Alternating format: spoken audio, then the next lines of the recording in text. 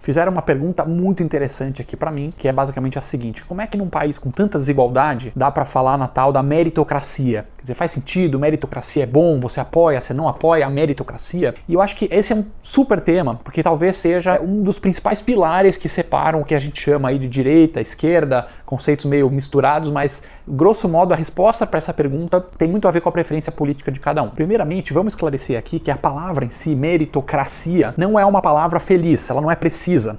Porque as pessoas têm uma certa ideia do que é, mas quando você fala em meritocracia, cracia vem do grego kratos, poder, governo, autoridade. Então, se você levar ao pé da letra, o que seria uma meritocracia? Assim como você tem a democracia, que é o poder na mão do povo, a teocracia, aqueles países governados por Deus, né, o governo de Deus, a aristocracia, governo dos aristocratas, dos nobres, tem gerontocracia, que é o governo dos velhos, né, quem é idoso governa. Meritocracia seria o governo dos meritosos, né? Tipo, puxa, mas não tem, quando você fala em meritocracia, você não está falando em governo. Meritocracia seria, puxa, vamos fazer uma prova aí, quem tirar a maior nota vira presidente. Não faz sentido. Ou vamos fazer uma corrida de 100 metros, quem chegar primeiro vira o imperador. E aí esse cara governa porque ele tem mérito. Não é preciso. Quando a gente fala de meritocracia, vem outra questão mais profunda, que é a seguinte: o quanto eu mereço aquilo que eu tenho? Eu mereço as coisas? Eu, por exemplo, Alexandre, eu tenho uma empresa, estou super bem, profissionalmente, sucesso e tal. Eu mereço esse sucesso? E a resposta que você der, o quanto você merece esse sucesso, vai identificar muito se você tem uma alma, uma inclinação mais para a direita, mais liberal, mais conservative, ou se você tem uma inclinação um pouco mais para a esquerda, progressista, socialista, etc. Porque ambos vão dar respostas um pouco diferentes. A direita vai puxar a gente para um lado mais da responsabilidade individual. Então, puxa vida, esse cara aqui teve sucesso, ele comprou sua casa própria, ele fez carreira, ele fez um patrimônio, ele tá bem. Então, ele tem mérito,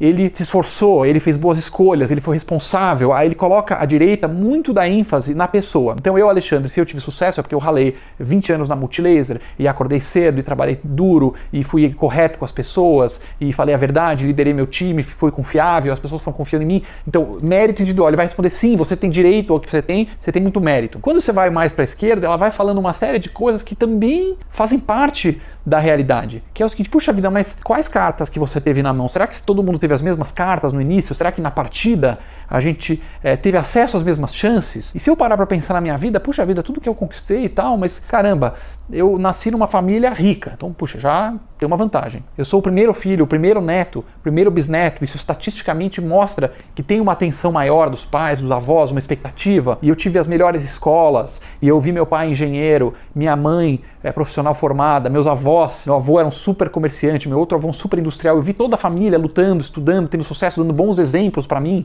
e eu fiz a melhor escola, eu tive aula de inglês, aula de judô, aula de artes, aula disso, daquilo, quer dizer, todo um conjunto de coisas que foi me ajudando. A cor da minha pele também, super polêmico hoje em dia esse assunto, né, mas a gente sabe que apesar de que sim, tem gente que coloca tudo na conta do racismo, né, como se racismo explicasse tudo, e ele certamente não explica, ele é uma parte da explicação, mas ele também é a explicação, porque não é que todo mundo é um racista que odeia pessoas negras de pele escura, mas a gente é condicionado quando a gente olha o Alexandre branco e vê talvez um cara que tem um outro perfil, uma pessoa negra, já uma série de coisas são ativadas na mente de pessoas que estão em situação de poder e foram me abrindo portas ao longo da vida, que talvez na hora de olhar para esse cara vai abrir portas diferentes ou mais devagar. E não é porque a pessoa é do mal e ela é perversa, mas ela já começa a associar. Tem estudos super interessantes, por exemplo, você mostra um monte de foto de um cara branco de terno e gravata no shopping e as pessoas já associam, opa, é um executivo na hora do almoço. Associação livre. Aí pegam um ator negro com a mesma roupa, no mesmo lugar no shopping, de terno e gravata, e as pessoas já colocam, é o segurança, é o porteiro. Olha só as associações que a gente tem, primitivas, que vêm de séculos aí de uma história do Brasil, que a gente sabe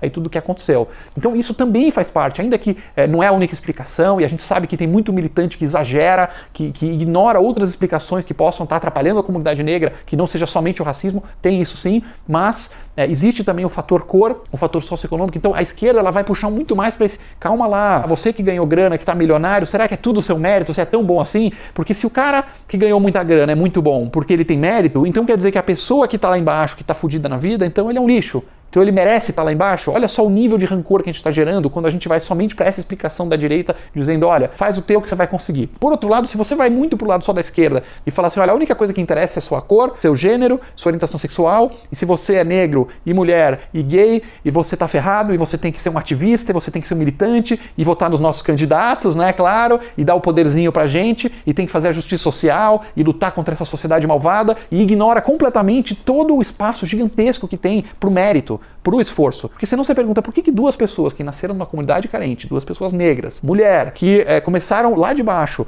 eventualmente conquistam coisas completamente diferentes. Uma pessoa vai lá ralando e faz doce, e vai de manhã, e tem uma mentalidade de economizar, e aí abre sua pequena doceria, e de repente é um pequeno empreendedor, daqui a pouco tem lá 5, 6 funcionários e está com uma vida mais digna, e a outra pessoa que fez outras escolhas, que começou no mesmo lugar, está ferrada, drogada na sarjeta ou na cadeia. Isso existe também. Então, de certa forma, respondendo à pergunta da meritocracia, eu acho que a palavra não é precisa, não é uma meritocracia, e sim é a pergunta se você deixar as pessoas livres e elas tiverem diferentes pontos de chegada na vida. Isso depende de onde, de quem, é a responsabilidade individual delas ou são forças na sociedade, diferenças na largada que explicam isso. E a resposta, na minha opinião, é que ambos fazem parte. Sei que parece um pouco isentão, mas a verdade é que a gente tem que estar de olho nos bons valores, costumes, estudar, ralar, poupar dinheiro, aprender educação financeira, aprender a ter uma boa carreira, liderança. A gente tem que ter o mérito, a responsabilidade e esforço individual, mas também temos que estar atento a certas forças da sociedade que acabam pegando certos grupos e jogando muito mais para baixo. Por isso que a gente tem que ter, na minha visão, políticas públicas que ajudem as pessoas que não tiveram